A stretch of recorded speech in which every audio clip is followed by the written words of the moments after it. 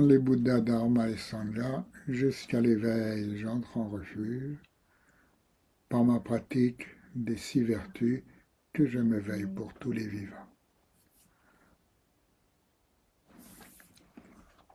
Avec cette excellente motivation, nous allons continuer notre étude de la Dharma Langue. Je vous partage là où nous nous étions arrêtés hier, c'est-à-dire aux 8 consciences. Donc, dans la perspective phénoménologique de Chittamatran, dite des Semtsampa, qui énonce que tout n'est qu'esprit. Semtsampa, ça signifie rien qu'esprit. Sem, esprit, tsampa, rien que. Tout n'est qu'esprit. Il y a 8 consciences qui sont des aspects complémentaires de la conscience. 8 consciences, que l'on dit en tibétain, Namche Tso Gye. Namche, vous êtes familier avec le terme, conscience. Tso, c'est ensemble, groupe, et Gye, 8.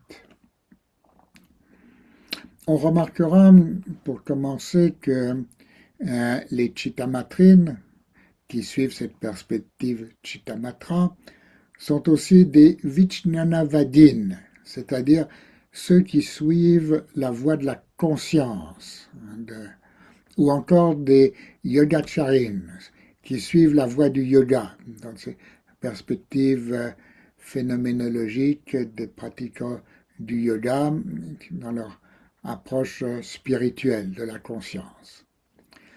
Les 8 consciences sont la conscience fondamentale, Kunshinamshe. Nous allons voir les détails. La conscience souillée, Nyonid, et les 6 consciences, Namshe Tsudut, sensorielles, c'est-à-dire le groupe des 6 consciences associées aux 5 sens avec les 6 facultés sensorielles, les Wampuduk. Et les 6 consciences sensorielles sont les consciences des 5 sens externes et la conscience du sens interne. Bien.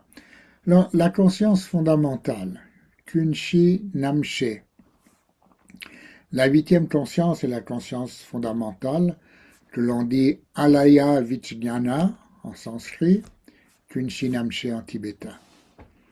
Cette conscience fondamentale est la substance universelle, la base de toute expérience, une substance cognitive, une substance spirituelle, une substance de conscience, qui est base de toute expérience.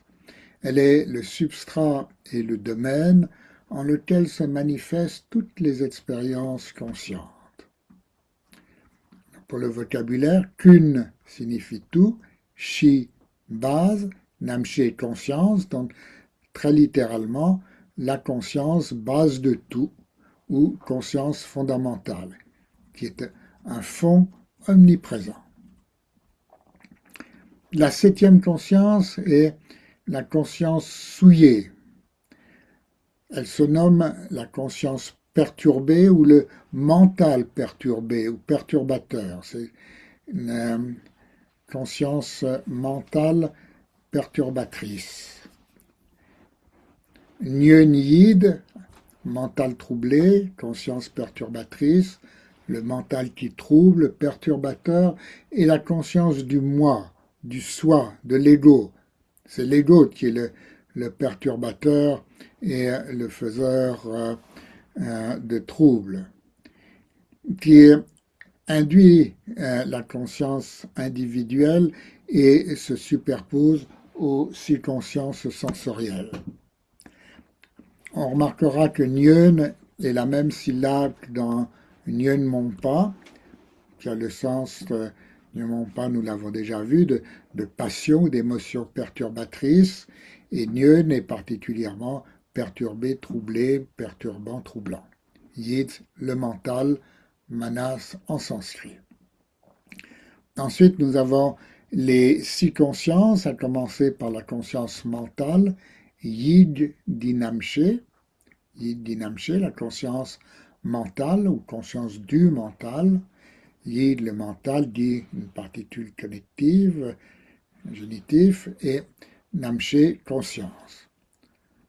Le mental, Yid, est le sixième sens, hein, donc le sens interne, qui a pour objet les pensées, les objets mentaux, tout ce que l'on pense, tous les objets de la pensée.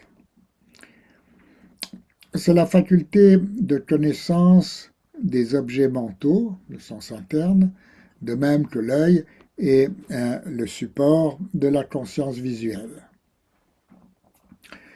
Notons aussi la notion de Kietché, que nous verrons plus en détail ultérieurement, qui est les domaines ou les champs d'expérience sensorielle dans lesquels opèrent les consciences. Ensuite, la conscience visuelle, Middinamché, la conscience visuelle ou conscience de l'œil, Mid, dit toujours particule connective, génitive, et Namché, la conscience. Puis la conscience auditive, Nawei Namché, Nawa l'oreille, toujours la particule connective, et Namché. Puis la conscience olfactive, Nei Namché, conscience du nez ou olfactive, Na le nez, et toujours pareil, conscience. Puis la conscience gustative, Chei Namché, Chei c'est la langue, conscience. Puis la conscience tactile ou corporelle, Ludinamché, Lu c'est le corps, Namché la conscience, toujours pareil. Donc voilà les 8 consciences. C'est une classification classique importante et nous aurons par la suite l'occasion de voir le rôle de la conscience fondamentale et des autres aussi. La stance 16 parle du fond et de ces deux états. Le fond, le fondement, peut être en deux états, d'avoir deux états, duel et non duel. Il y a la conscience fondamentale, dont nous venons de parler, qui est le fond ou le substrat des illusions, de tout ce qui est les expériences de la conscience duelle. La conscience fondamentale est aussi le réceptacle et la source des informations karmiques. Elle reçoit les informations, les empreintes karmiques, elle les garde potentiellement et quand les circonstances sont appropriées, elles se manifestent sous forme de propensions qui induisent de nouveaux états mentaux, de nouveaux états de conscience. Donc il y a la conscience fondamentale et la gnose fondamentale. Le même fondement, s'il est reconnu, réalisé, est le substrat de l'éveil, la nature de Bouddha. En l'état d'ignorance, Marikpa, la conscience fondamentale, Kunshinamché, est le fond, le substrat de tous les états de conscience. Le substrat, Shi, des illusions, Kulpa, constitutive du samsara, Korwa. Elle est, cette conscience fondamentale, le réceptacle, la source des informations karmiques, du Dje, formatrice des états de conscience. Les informations formatrices du Dje. En l'état d'éveil, Rikpa, la gnose fondamentale, Kunshi Yeshe, est le fond, le substrat, Shi de nouveau, de tous les états d'expérience première et de la nature de Bouddha, que nous avons déjà vu des Shinshokpe Ninpo. Bien. 17. La double réalité et les deux aspects de l'esprit. L'esprit peut être illusionné ou éveillé, impur et pur, nous l'avons déjà discuté. Il y a ainsi deux états qui se superposent ou sont imbriqués, entremêlés, constituant une réalité double de fond et de surface, en laquelle les illusions de la conscience duelle voilent la réalité de la gnose non duelle. Notre réalité habituelle a ainsi une double nature, une réalité de surface, relative, voilée, imbriquée avec une réalité fondamentale, ultime. La réalité relative est apparence illusoire, vide de soi, et la réalité fondamentale est qualités éveillées, vide de dualité. Nous aurons l'occasion de revoir ces deux types de vacuité, vide de soi, Ranton, vide dualité, vide d'altérité, Shenton. Les deux réalités, Denni, Denpa signifie vérité ou réalité, Ni signifie deux. Nous avons déjà expliqué, si vous vous souvenez, que nous préférons, pour traduire Denpa, utiliser le mot réalité, qui est plus opportun que le mot vérité. On avait vu ça dans les nobles réalités. En effet, vérité en français fait généralement référence à une croyance ou à l'adhésion à un concept. C'est vrai. Alors que réalité est quelque chose de tangible. Une réalité, c'est réel, c'est direct, expérientiel. C'est pourquoi on traduit Denpa de préférence par réalité. De même que pour les quatre nobles réalités du Bouddha, nous avons utilisé réalité. Alors, souvent on dit la noble vérité de Dukkha, de son origine, de sa cessation et de la voie qui conduit à cette cessation. Et Denpa peut bien sûr se traduire par vérité, mais encore une fois, nous préférons réalité. Il est plus pertinent de parler de la réalité de la souffrance que de la vérité de la souffrance. La souffrance est une réalité expérientielle, vécue. Bien. La double réalité est une notion très importante dans tous les enseignements. Il y a donc la réalité de fond, Tundam Denpa, qui est la réalité profonde, la réalité ultime et aussi immanente, qui est voilée par la réalité d'apparence, Kunzob Denpa, la réalité d'apparence, la réalité de surface, la réalité superficielle, la réalité illusoire et trompeuse, ou la réalité relative aussi.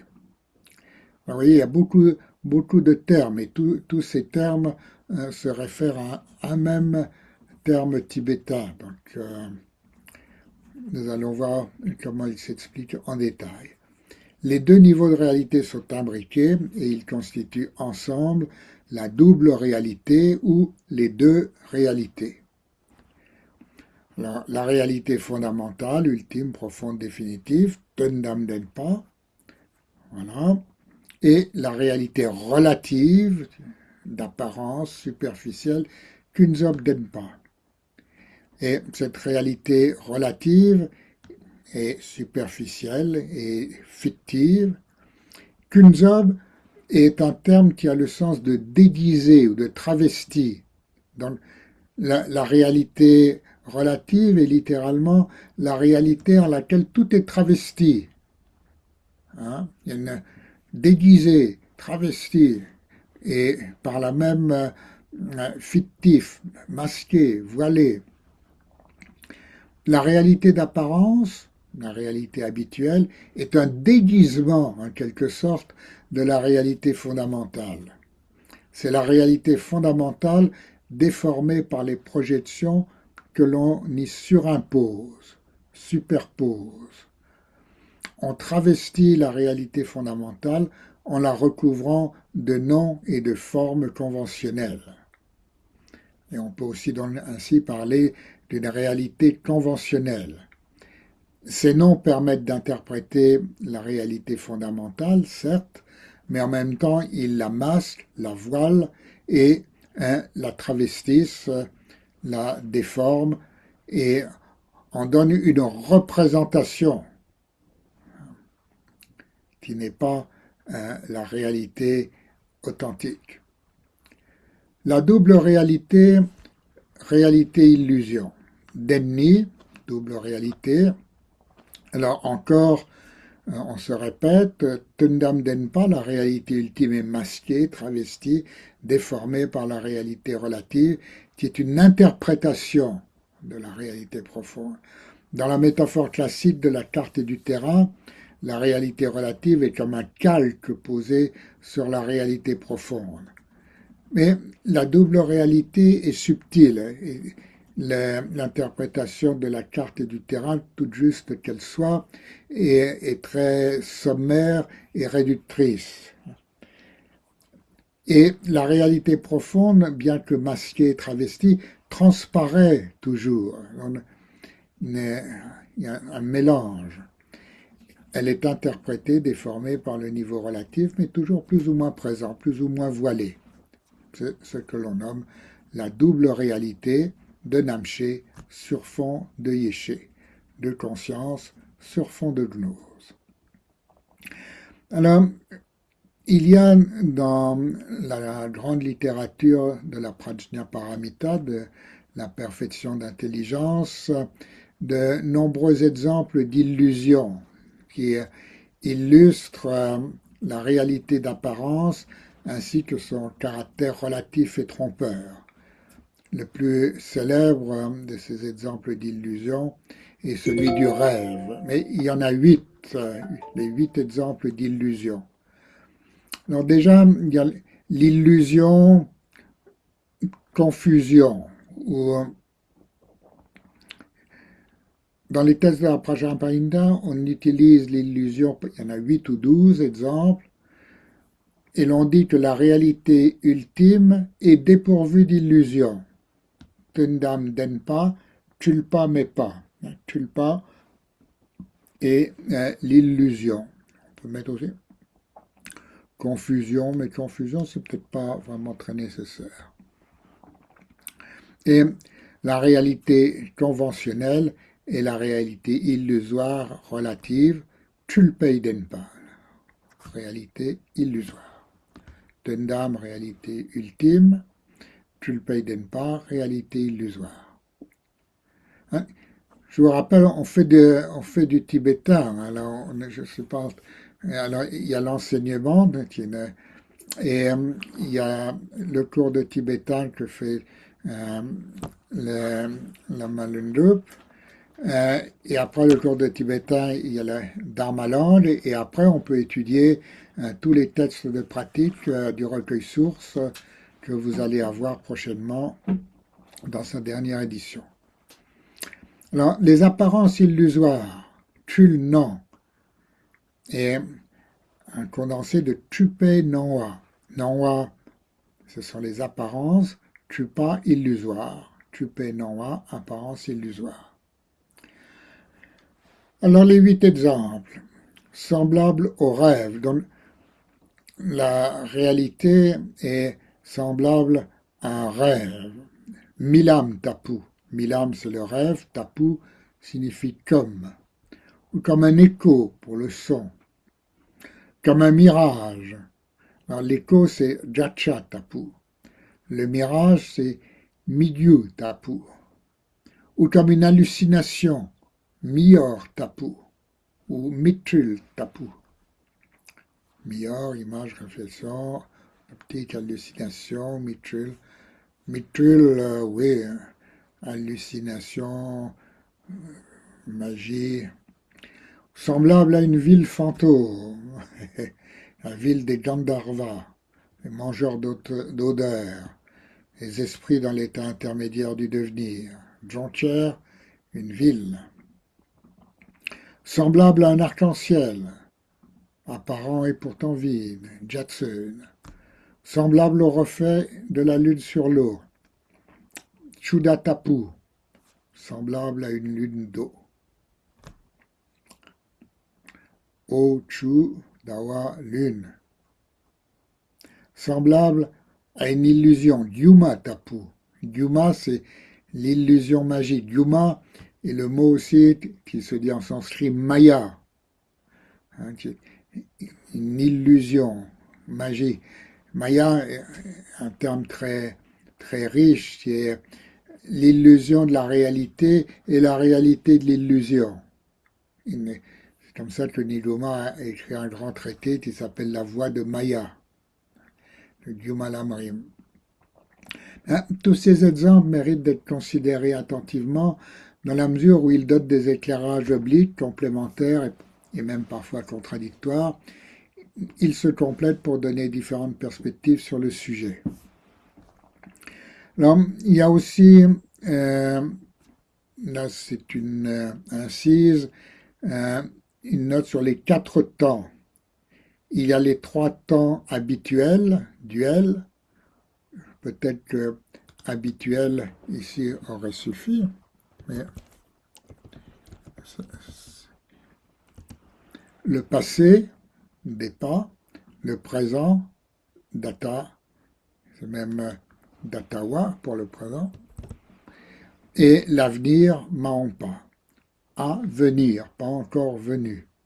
Et il y a un 4e temps, et c'est ce qui est important, qui est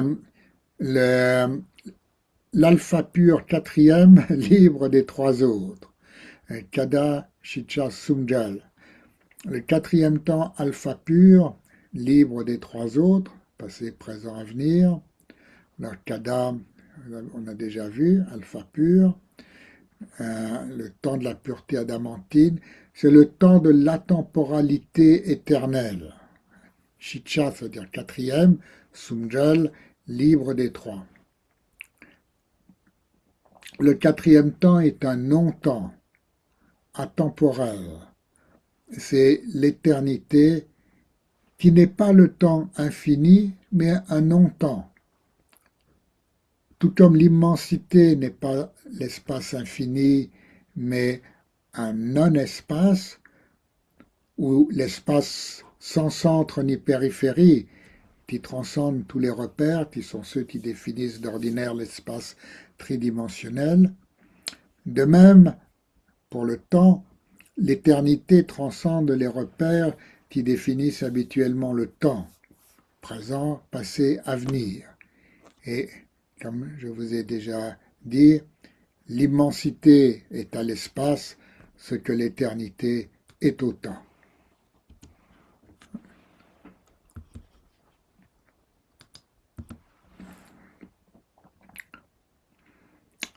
Le 4e temps est le non-temps de l'éternel présent, alpha pur, le temps de la pureté adamantine, de la temporalité éternelle. C'est le temps de l'éveil et de l'immortalité.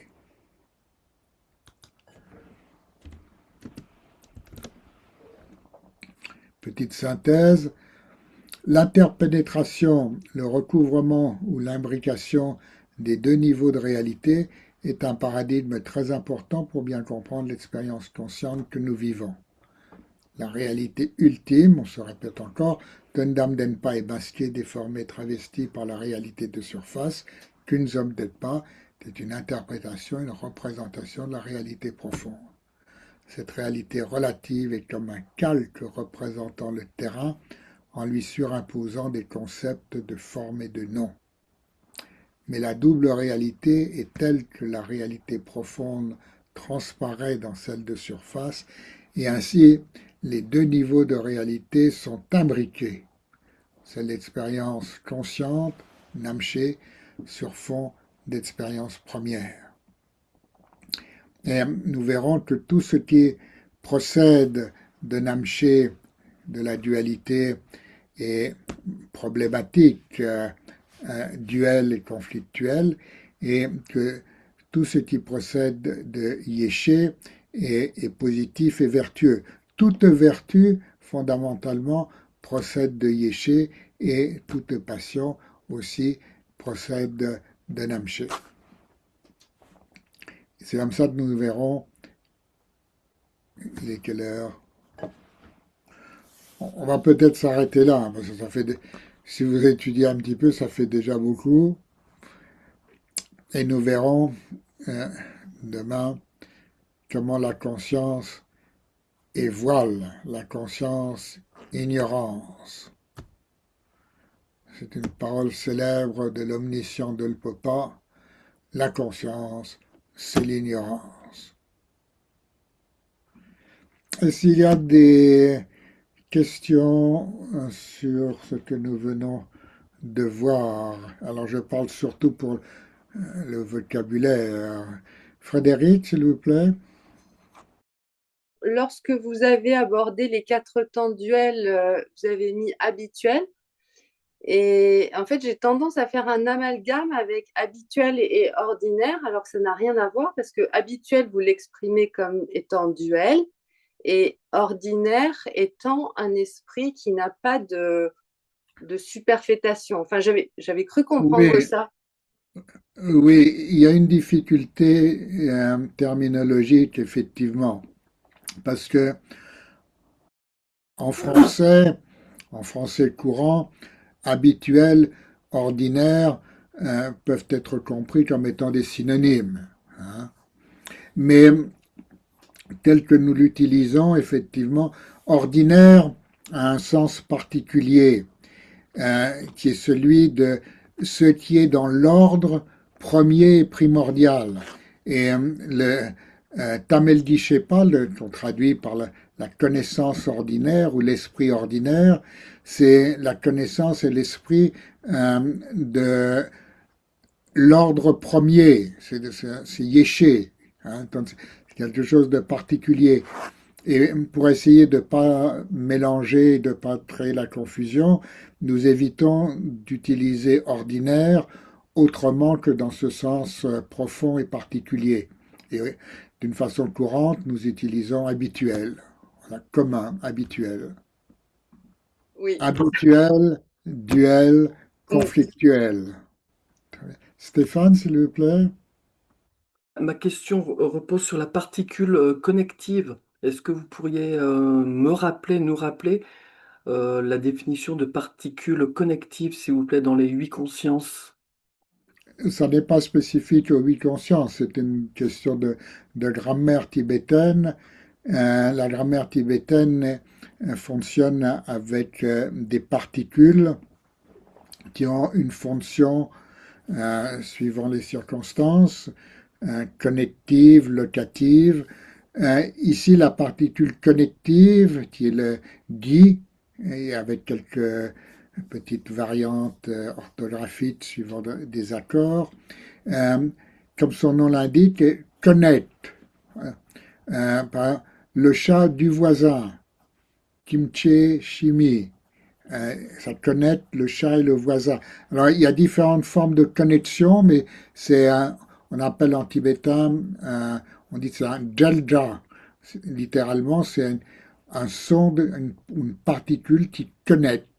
Voilà, donc là, l'udinamché, la conscience du corps, ou la conscience de l'œil, la conscience de l'oreille, la conscience du nez, voilà, c'est le du. Alors peut-être c'est une remarque, pour étudier la grammaire tibétaine, il y a un très bon ouvrage qui est la grammaire du tibétain littéraire de Jacques Bacot. Jacques Bacot était un tibétologue de l'école française il y a longtemps.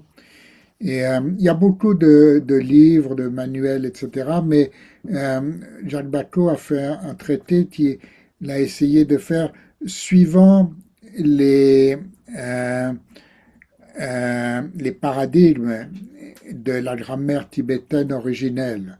Parce que si vous essayez de traduire la grammaire tibétaine en termes grammaticaux français, ça fait vite, ou en termes, ça fait vite des choses difficiles à comprendre.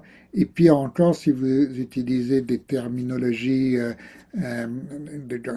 grammairiennes élaborées,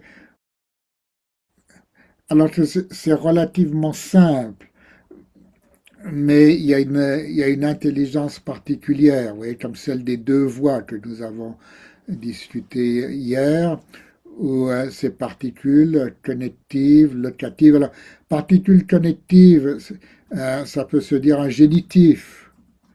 Particule locative, ça peut se dire un datif. Mais si je vous dis, si vous avez fait de l'allemand, du latin, ou vous avez l'habitude des différents, ou du sanskrit, peut-être que ça vous dira quelque chose. Mais autrement, c'est un petit peu étranger à nos habitudes. Jean-Sébastien, s'il vous plaît. Oui, je voulais revenir sur votre précision par rapport à ordinaire. Dans le Sweat Sukhavati, on parle du corps ordinaire pourtant. Oui, effectivement. Là, on aurait pu mettre habituel, euh, ordinaire, habituel. Pourquoi n'a-t-on pas mis habituel? Je vais vous le dire tout de suite, parce que habituel a quatre pieds et qu'on aurait eu un pied superfétatoire. Toute vertu ainsi pratiquée et sans aucune appropriation dédiée au bien de tous les vivants en la réalité absolue.